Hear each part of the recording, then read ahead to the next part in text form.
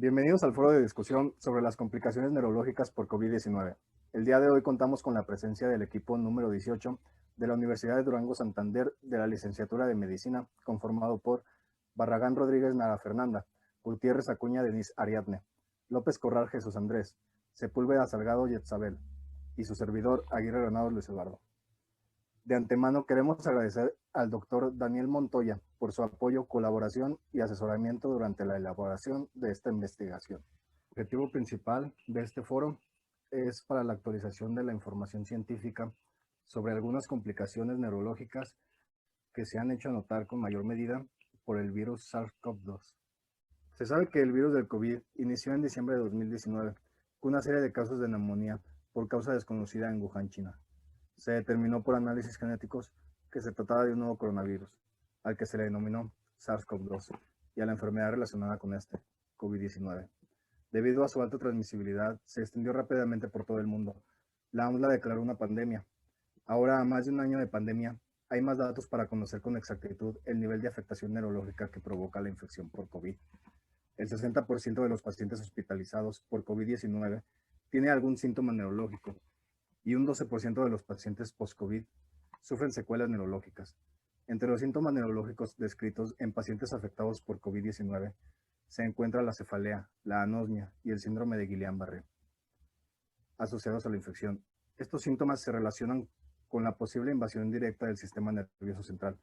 Sin embargo, aún no se ha encontrado una ruta exacta por la que el SARS-CoV-2 podría penetrar el sistema nervioso central. Solo con los antecedentes anteriores de coronavirus se sabe que estos pueden causar una interrupción del epitelio nasal, atravesando la barrera epitelial y alcanzar la corriente sanguínea o el sistema linfático y propagarse a todos los tejidos, incluyendo el sistema nervioso periférico, por vía hematógena o por vía linfática. Hay un artículo de Francisco Artal llamado Complicaciones neurológicas por coronavirus y COVID-19, que nos sugiere una vía retrógrada para el SARS-CoV-2 a través de los mecanorreceptores y quimiorreceptores que están en el pulmón y tracto respiratorio. Esta hipótesis nos dice que la disfunción de los centros de control cardiorrespiratorios del bulbo raquídeo agravaría el SARS y podría causar el fallecimiento. Pero haciendo énfasis, ¿cuáles son las manifestaciones o complicaciones que ocurren a nivel del sistema nervioso central y cómo se presentan? El SARS-CoV-2 puede causar encefalitis, enfermedad cerebrovascular o encefalopatía y presentarse con trastornos del estado de conciencia. En cuanto a la encefalopatía, este es un síndrome de disfunción cerebral transitoria que se manifiesta como una afectación aguda o subaguda del nivel de conciencia. El riesgo de padecer un estado mental alterado asociado a COVID-19 es mayor en personas de edad avanzada con deterioro cognitivo previo, así como en las que presentan factores de riesgo vascular, como sería la hipertensión y comorbilidades previas. Pacientes con daño neurológico previo y síntomas respiratorios agudos también tienen un mayor riesgo de sufrir esta encefalopatía. Y pacientes con COVID-19 sufren una hipoxia grave, que es un riesgo mayor de que se pueda causar esta encefalopatía. Ahora, en cuanto a la encefalitis, los síntomas incluyen fiebre, cefalea, trastornos conductuales y alteración de conciencia. Un diagnóstico precoz es determinante para asegurar la supervivencia, ya que estos síntomas también pueden suceder en pacientes con COVID-19, con neumonía e hipoxia grave. Ahora, en cuanto a las complicaciones cerebrovasculares, los pacientes ancianos con factores de riesgo vascular parecen tener un mayor riesgo de presentar estas complicaciones cuando desarrollan COVID-19 que las personas más jóvenes sin comorbilidades. En un estudio retrospectivo de 221 pacientes de Wuhan, 11 presentaron ictus isquémico, uno trombosis cerebral de los senos venosos y uno una hemorragia cerebral. Los factores de riesgo de sufrir un ictus fueron edad avanzada, padecer COVID-19 grave, tener una historia previa de hipertensión, diabetes o enfermedad cerebrovascular, así como también tener una respuesta inflamatoria y procoagulante marcada. Pero ¿cuáles son los porcentajes o estadísticas en que ocurren estas complicaciones del sistema nervioso central? En un artículo de los revisados que habla sobre las manifestaciones neurológicas de COVID-19, que se le da un enfoque a la literatura, mencionan que las manifestaciones neurológicas se han reportado hasta en el 36.4% de los pacientes con COVID-19 e incluyen cefalea, mareos, alteración de la conciencia y convulsiones. La cefalea se ha descrito entre 8 al 16% de los pacientes con COVID-19, lo que nos indica que es una encefalitis viral que podría acompañarse de cefalea. Asimismo, la enfermedad cerebrovascular, tanto isquémica como hemorrágica, se ha descrito en un estudio retrospectivo de 221 pacientes con COVID-19 en el 5.5 y 0.5% respectivamente. Por otro lado, la relación entre COVID-19 y convulsiones es menos clara. Sin embargo, en una serie retrospectiva de 214 pacientes se presentaron convulsiones solamente en 0.5% de los pacientes y no se ha encontrado alguna asociación entre epilepsia y COVID-19. En relación con la pérdida del olfato y gusto, sabemos que existe una controversia entre si deben de estar en los síntomas primarios por COVID, pero ¿cuál es la razón por la que se da la pérdida de gusto y sobre todo del olfato? Tanto el olfato como el gusto están relacionados y ambos se comunican con el cerebro para determinar sabores y olores. En el caso de la lengua por las papilas gustativas y el olfato por las terminaciones nerviosas. En sí, el mecanismo exacto de estas alteraciones no se sabe. Sin embargo, para algunos autores, la vía transneuronal por la vía olfatoria puede relacionarse con coronavirus por las células nerviosas. En lo que es el epitelio nasal se expresan receptores que faciliten la entrada del SARS-CoV-2.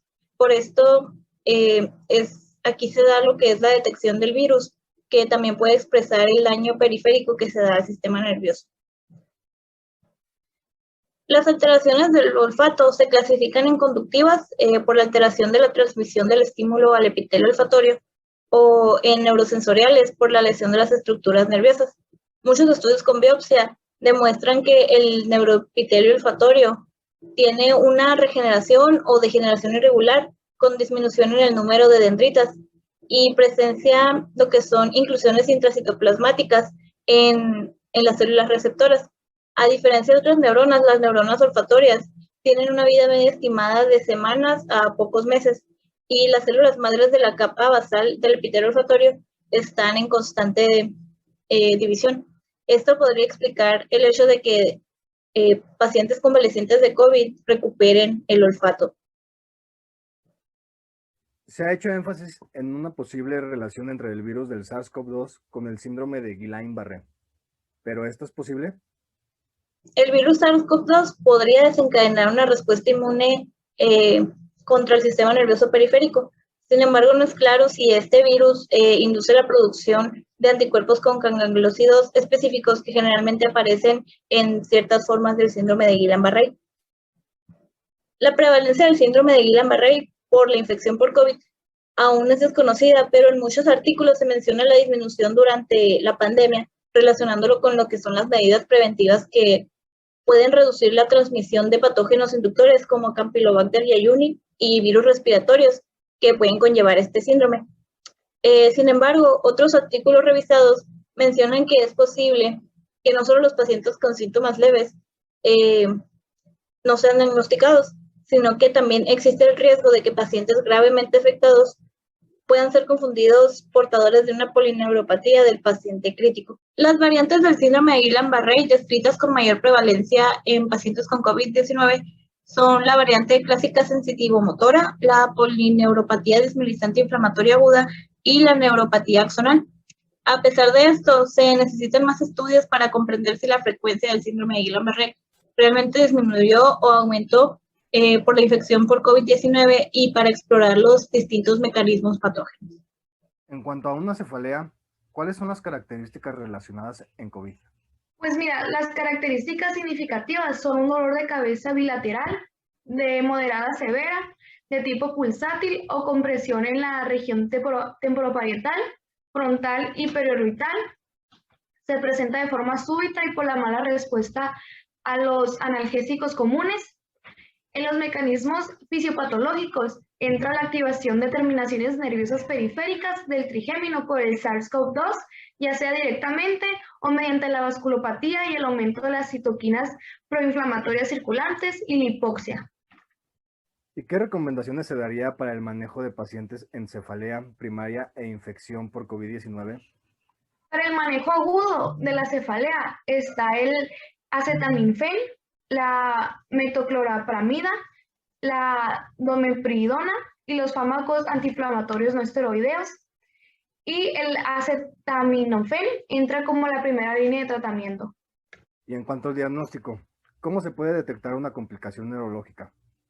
Una complicación neurológica se puede diagnosticar con una anamnesis, en la que se recogen los síntomas del paciente, incluyendo sus características, intensidad y perfil temporal, y con una exploración física en la que se analizan las distintas funciones del sistema nervioso.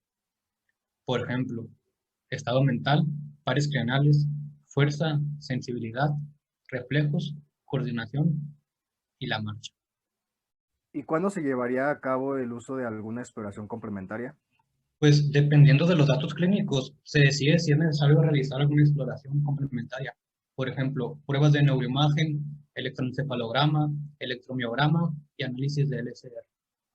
Si se da un diagnóstico positivo junto con una exploración complementaria, ¿existe algún tratamiento específico ante una complicación neurológica? El tratamiento de los problemas neurológicos asociados al COVID-19 se basa en los mismos principios que los aplicados a otros pacientes. Dado que actualmente no existe tratamiento específico para estas complicaciones, suelen emplearse tratamientos sintomáticos como por ejemplo el reposo, hidratación y en algunos casos para el dolor como el paracetamol.